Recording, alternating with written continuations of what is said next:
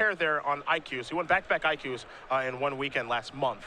So that's actually what kind of catapulted him up the leaderboard. For him, this tournament's pretty important because he's not going to catch the set. We already know that. But if he can work his way into number 16 on the leaderboard, that's a big game because then he has 2 buys next week. Right, and that's a huge deal. I mean, I'm down to only having 1 buy now, and that's fine. Like, 1 buy is a huge help, but having 2 is just unbelievable. A Cloudfin Raptor for Dylan is where he will begin. You saw Finney start off with a Temple of Abandon.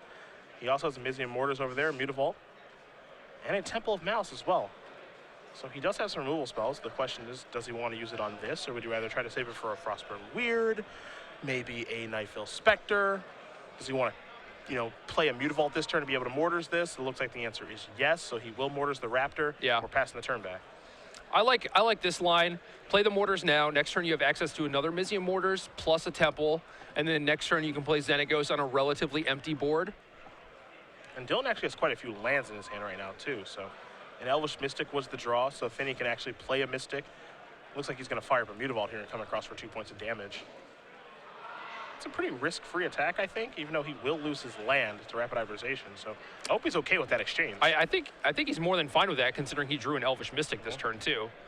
So if now he doesn't have an untapped land next turn for Xenagos, but I mean he has a 3/3 and a 1/1. Donegan will draw a card. Again, a couple of islands over there. Don't have a great look at the rest of his grip right now.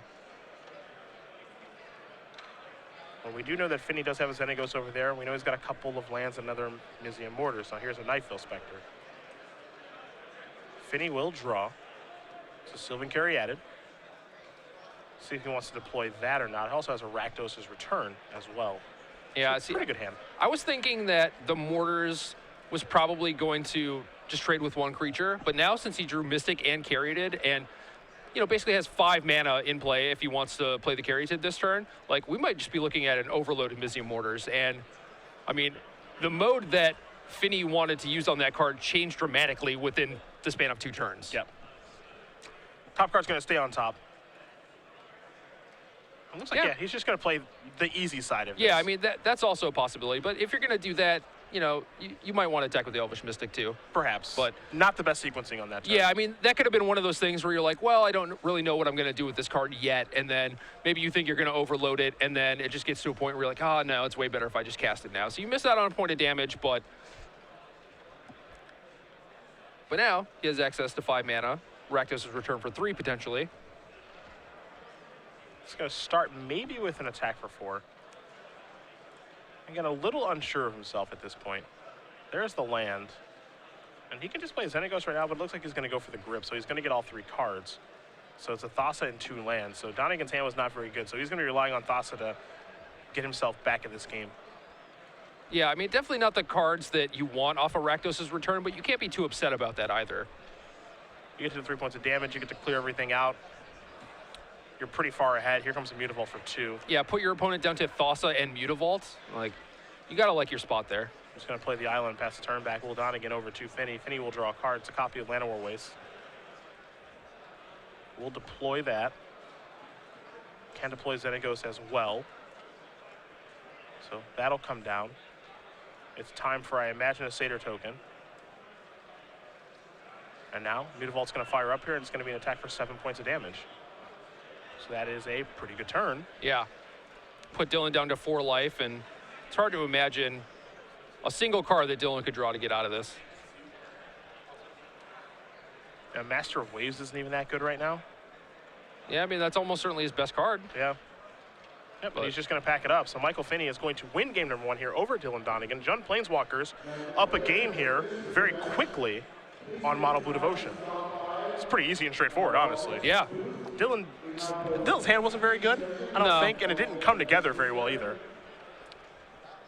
We'll look at sideboards. I actually have Dylan's in front of me, so I will start with 3 Domestication, 3 Gainsay, 2 Negate, 2 Dissolve, 2 Dispel, a Cyclonic Rift. We also got a Jace's Ingenuity and a Jace Architect of Thought. Negate is easy to bring in. It's got a ton of targets, so 2 of those. Dissolve is a little bit more expensive of a counterspell, but I still think that has to come in here. Yeah. And then Dispel is actually, I think, pretty poor. I don't think much of the removal is instant speed. Yeah, I mean, there are things like Dreadbore, Mizzium Mortars, where you would want to dispel these. You know, if they're Heroes Downfalls, you'd be like, oh, okay, you know, maybe. Yep. But ultimately, only one ultimate price. So. Yeah, there's not. I mean, there are 4 counter spells. Investigation is bad in this matchup. Gainsay is bad, obviously. Rift is mediocre. Jace's Ingenuity, I don't think we're playing that kind of game. And then the Jace is nothing exciting. Actually, Finney has 2 Putrefies too, but I still don't think that's enough. But yeah, like you definitely want counter spells, and how many you want, I'm not sure. You know, being able to protect your team from an overloaded Mizzium Mortars is definitely a good thing to have, but I'm not sure if Dylan has that kind of time where he can afford to keep all that mana open and everything. Maybe the games are grindy enough that he wants Jace's Ingenuity. Maybe he wants Jace Architect of Thought also to draw some more cards. I'm not sure. Okay. What do we see on Finney's side? He has Golgari Charm, another Mizzium Mortars, 2 Thoughtseize, 1 Rakdos' Return, 4 Mistcutter Hydras, Oof. 1 Doomblade, 2 Scavenging Ooze, 2 Anger of the Gods, and 1 Magma Spray. So a lot of options. I think the 4 Mistcutter Hydras are the auto-include. You can play basically as much removal as you want. Magma Spray, Golgari Charm, Mizzium Mortars, Doomblade, all doing decent work. Anger of the Gods, also an option. Scavenging Ooze can clean up all the creatures that you kill and provide its own little threat, gain you some life back. So a lot of options. I'm not sure if he's going to try and like weaken the impact that Tidebinder Mage has against him. There are things like Golgari Charm and Anger of the Gods that are pretty good, but sweep away your own Elvish Mystics. But maybe if you're already trying to take out Elvish Mystic to be better against Tidebinder Mage anyway, like that might be a fine plan. Well, as these 2 players do shuffle up here for game number 2, we will talk very quickly about SCG Game Night. That is coming here in September, which is right around the corner because, I mean, this year is just basically over. Went by fast. Might as well just be done. It's going to be December. I'll be celebrating Christmas in no time. It is worldwide now, of course. September signups, you know, those are done, but October signups can happen. And if your store does participate, and you should, 2 pins and 8 foil tokens per week, new pins and foils each month. It's going to be taking place every single Wednesday. You can find out more information at StarCityGames.com/game night. Use the hashtag SCGN. And if you have to send us an email, gamenight@StarCityGames.com. You can see the beautiful squirrel tokens and squirrel cards there. And the pin, of course, it's going to be really cool. I mean, we're just bringing our organized play to a more casual level every Wednesday. You know, it doesn't have to always be about winning an Open Series and getting a trophy and 20 Open Series points and a bunch of money. Sometimes people just want a game. It can be any format. You guys want to play Commander, you want to play Modern because you love that, you want to play Vintage, by all means. It's just more fun stuff, be able to give away cool prizes because Magic is meant to be fun, first and foremost. Yeah.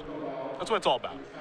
And it's tough to say no to this, right? Like, I remember growing up and wanting to play as much Magic as possible. It's just like Tuesday night draft, Wednesday night standard, Friday night Magic, blah, blah, blah. Like maybe there's a sweet tournament on Saturday. You use those to test for that bigger tournament. Yeah. That's all I did during the week. After high school, I went to the local card shop. Yep. That's it, except during wrestling season because I wasn't allowed to do that then. Sure. But yeah, it was just like, hey, Dad, I'm going to the card store. I'll be home at 9. And then that was it. And then I came home and I played Warcraft 3 all night. So, and hopefully my mom made dinner. And if not, that's cool too. Yeah. So there you go. SCG Game Night coming in September, just a couple of days away, oddly enough. Do you think this matchup favors Mono Blue or Jund Planeswalkers? Because that game was one-sided. Yeah, it was super one-sided, but I think generally Mono Blue has the edge. They just kind of present like way too many threats that you have to deal with, and the Planeswalkers aren't particularly good against a bunch of Flyers and Thassa. So it is really tough to get anything going, but I don't know, like Dylan used that rapid hybridization to slow Michael down. He didn't know that he had drawn an Elvish Mystic and had a bunch of lands, but generally like killing their land is going to be pretty good. It just like didn't work out for him. The 3/3 ended up being like a pretty big deal. Yeah, it wasn't great at all. Dylan going to take a mulligan down to 6 here. As far as players again that we know that are in the top 8, or at least, you know, pretty soft lock, Eric Smith playing Jund Planeswalkers, and then Burn. Burn, burn, burn, burn, burn, burn. Christopher Kemple. Yep. Lighting people on fire. So pretty cool. Pretty cool to see a burn deck. I know it was kind of ironic that we talked about that at the beginning of the day. Of just like, yeah, and it's like, oh, look. Yeah, why is no one playing this deck? I know you talked to Seth. We were wondering what hand he kept. 2 Rams, no white mana? A couple Nyx Fleece Rams. Yeah, very obviously no white mana sources. No Dispel, no sort of counterspell, but he had, I think, a Fiendslayer Paladin, an Archangel, maybe a Last Breath. So a lot of white cards. Donegan mulliganed his 7 very quickly. Let's see if he finds a 6 that he's happy with. No. There's never a great time to mulligan to 5. No, but certainly being down a game. Down a game, basically playing for top 8. Yeah, I'm not sure if it's a clean cut or anything, but if nothing else, being 8-1 in a 10-round tournament is where you want to be for sure. You know, that gives you a very good chance of making the elimination rounds. The one thing too, you know, as a player, you know, you're mulliganing now, and what's, you know, kind of a poor time to be doing it, but you know, it's obviously not the right way to think about it. Right. Like, you could be mulliganing like this round 4. Yeah, exactly. Dylan could have been 2-1 and mulligan and just be like 2-2 out of the tournament. Yeah. Is that better or worse to, like, you know, come so close and then have to mulligan to 5 and that's how you get knocked out? Yeah. But I mean, also, it feels bad no matter what. Yeah, but also we saw Tom Ross win on a mulligan to 5 earlier. True. I think this is a good matchup for Dylan. All he needs is just a pretty reasonable start, you know? Couple lands, couple spells. There's a Judge's Familiar to get things started. I mean, if he can work his way into a turn 3 Thassa, he's actually doing all right. Yeah. Here's an Elvish Mystic as Finney does go down to 18. Donegan will draw a card. It's an attack for 1. Finney's going to go down to 17. Cloud from Raptor and just going to pass the turn back. So no second land here for Donegan. Finney will draw a card. It was a copy of Temple of Malice. See if he'll be attacking or maybe ramping a little bit. There's an Abrupt Decay and a Mistcutter Hydra in Finney's hand, and it's going to be an attack here for 1. There's the Temple, so it's time to scry. That card's going to stay on top. There's another Mystic, and the turn will be Donegan's. Donegan will draw a card. It is a second land. Maybe a Tidebinder Mage? Absolutely. Shut down that Mystic, evolve that Cloud from Raptor, and get into the red zone for 2. Not bad. Yeah, and this is the type of draw that Dylan wants. Obviously, missing his second land drop on turn 2 is not ideal, but it still looks pretty good for him.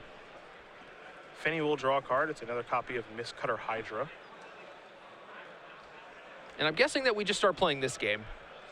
Just the Hydra game? Just jam Mistcutter Hydra game. Yeah, I mean, he's got some removal spells that he could cast. I actually like playing the Mistcutter Hydra game. Like, play one this turn, play one next turn, start racing. Or you could just play one this turn and, like, hold back to blink the Tidebinder Mage. Yeah, I mean, I also think, like, playing 2 removal spells this turn is more than fine. There's a Mizium Mortar to take care of the Cloud from the Raptor.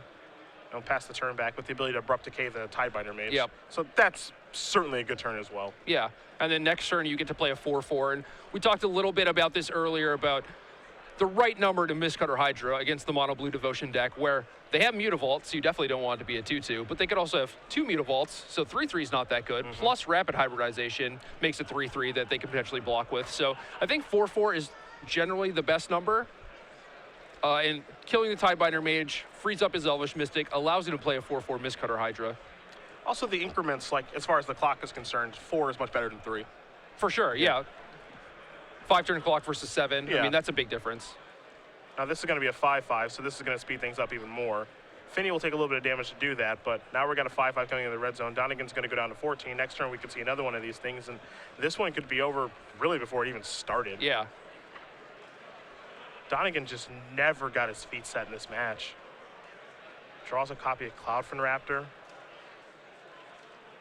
This is a rather boring attack for 1 here with Judge's Familiar. There is a Raptor past the turn back. Finney is going to quickly untap. He will draw a card. It's a Scavenging Ooze, which is a pretty good Magic card, all things considered, but not as good as another Mistcutter Hydra. Yeah, and I'm really not sure he's going to need the Ooze this game, right? Like, the second Hydra puts him to 4, and then if Dylan doesn't have an answer to the first Hydra, well, next turn he has to answer 2 of them. And if the game happens to go longer due to some miracle, well, Scavenging Ooze can probably clean up then. And Dylan will extend the hand. Michael Finney is going to win this match over Dylan Donegan, 2-0. Jund Planeswalkers moves on to 8-1. With any luck for Finney, he's able to draw into the elimination rounds as he gets a pat in the back from his friend. For Donegan, it's not the best time to pick up 2 pretty bad draws. I mean, his draws were bad both games. Yep.